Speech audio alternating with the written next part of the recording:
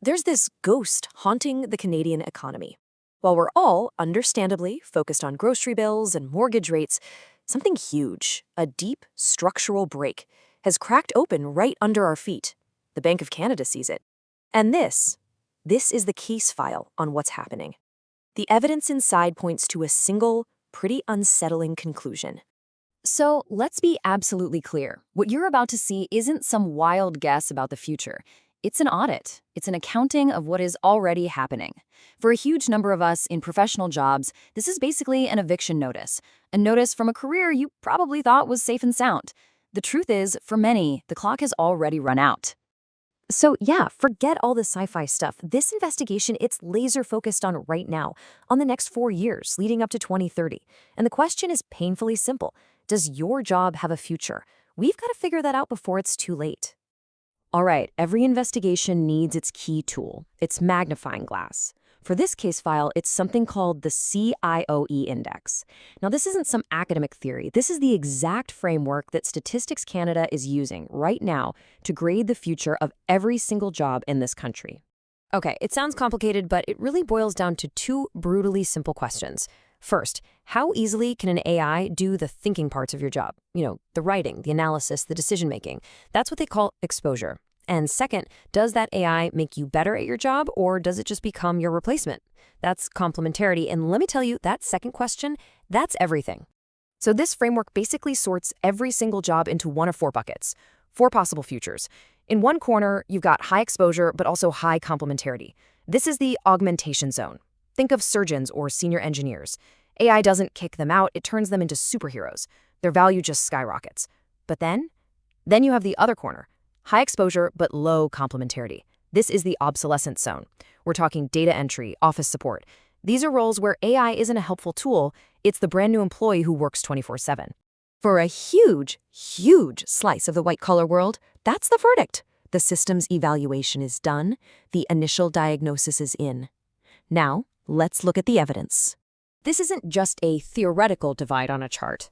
This split between being augmented and becoming obsolete, it's the primary piece of evidence. It's the motive behind the targeted structural demolition of the traditional white-collar career path. You know that career ladder we've all been told to climb our whole lives? Well, it's being dismantled, and they're starting from the bottom up.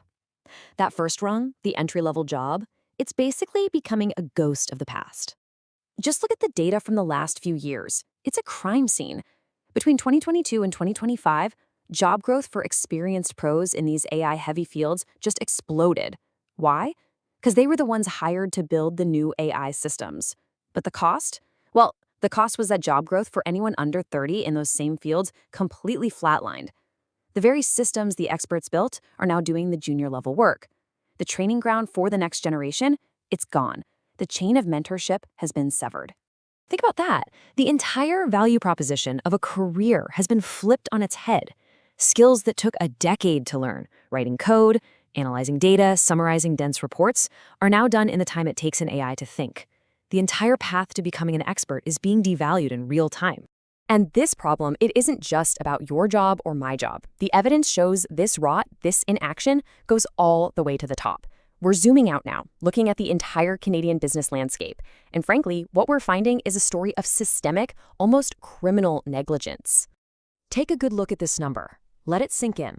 Because this single data point, this is probably the most damning piece of evidence in this entire investigation.